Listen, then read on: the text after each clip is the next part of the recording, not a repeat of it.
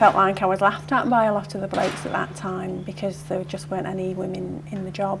I think there's still an attitude out there actually amongst women, amongst men and women in society, that it's not an obvious choice. I think it's really important that we get more women into the job because it is a job for everybody. Women can do it. Women have proved that time and time again. It's about intelligence, about communication. It's about the diversity that, you know, a woman can bring. And it's about changing attitudes to themselves as young women and what they might want to do, as well as changing attitudes about what the fire service is. There's not much of a gamble about finding the lady these days.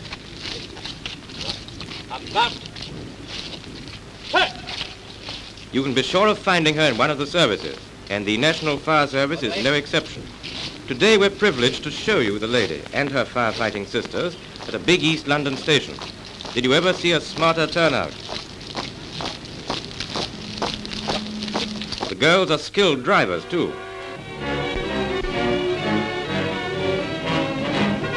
A fair fireman chalks up details of the appliances that have arrived at the scene of the supposed fire, while a string of dispatch riders files out to take the road on many an important errand. Communications must at all times be carefully maintained, and if all other means should fail, you can trust the girl dispatch riders of the NFS to get through.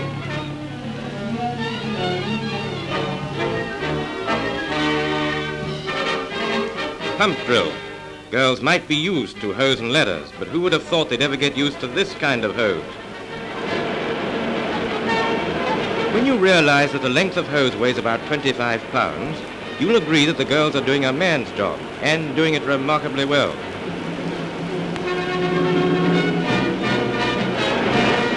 Finding the ladies easier than finding the target, unless of course you're a sniper, like one of these girls. And they can roll up a hose as quickly as some men roll up their sleeves. Here come the girls, girls, girls, girls. Here come the girls, girls, girls. Looking so good, it's a doggone shame that they couldn't all be mine. Looking so pretty, it's a doggone pity. Oh, looking so fine. Look out, brother, let me get a little closer to the one I love. Anything better than the opposite sex, they must have kept it up above. Here come the girls, girls, girls, girls. Here come the girls.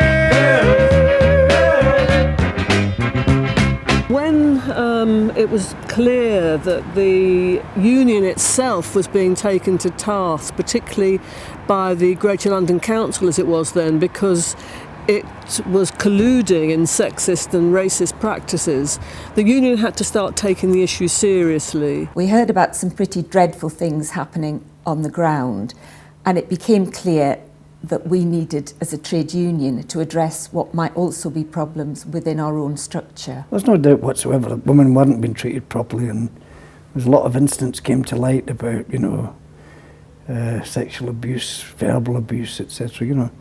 So we felt that we had to do something. There was a determination from the leadership of the union, as well as from the women on the ground, to start looking at forming an effective policy, a policy that protected women members, a policy that educated male members, and a policy that took the union forward to where it wanted to be, in the forefront of progressive political activity.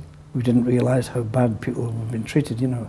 And it was a couple of cases like Tanya Clayton case in Hereford and Worcester. It took some of the horrific cases to be discussed with senior officials of our union to make them realise we had to do something. We thought the best way to go forward would be to ask the women themselves exactly what the situation in the service was. And so we convened the first ever women-only school. And over the last 22 years we've produced a series of books which chart the role of women and latterly also black members, LGBT disabled members in their unions, how their unions have created space for them and so on. When we come to 1994, the book entitled Struggling for Equality, membership, female membership has risen to 2.5%. And they report that in 1993, the first women-only weekend school was held as part of their equality work. and this attracted women who had not previously attended or involved themselves in union activity.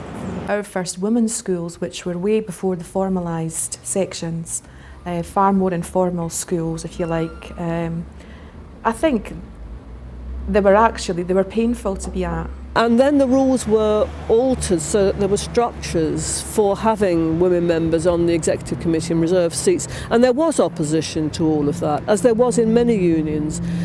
But the FBU, as a male-dominated, white male-dominated union, did a tremendous amount in those years to try to reverse the position and to change the culture. There's a lot of reluctance to start with inside of the union, you know. But I mean, areas of the country, I hope they won't mind me mentioning, but areas which have been traditionally male-dominated type attitudes, such as the northeast of England, Yorkshire and whatever, these people came round and understood what it was about and what we were trying to do. And there was a lot of hard work done around the movement at that time, because there weren't that many women's committees. And then all the work that was done on committees eventually reached the FBU, and there was quite a lot of work done in there to establish their committee 10 years ago, and it's gone from strength to strength. I was one of the first lay women from a small union to get on the General Council, which is when I met Ken Cameron at the time when he was very interested in developing equality structures against obviously quite a lot of opposition.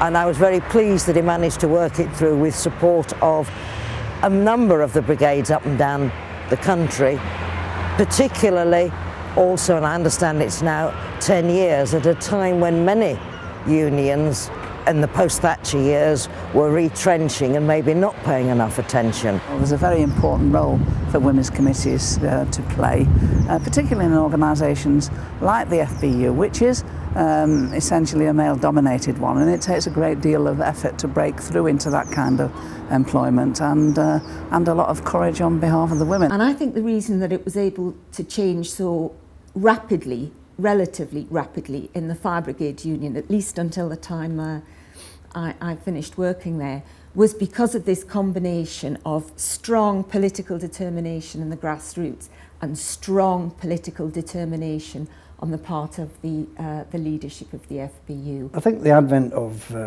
more and more women coming into the fire service as operational meant that we had to find a place where they could express themselves. I think there was a realisation growing within the Fire Brigade Union that we weren't catering for all the needs of all our members, and that predominantly women and black and minority ethnic members were being left out of the loop. There were really prolific cases in London, in Scotland, all around the country about the horrendous treatment of individuals at work.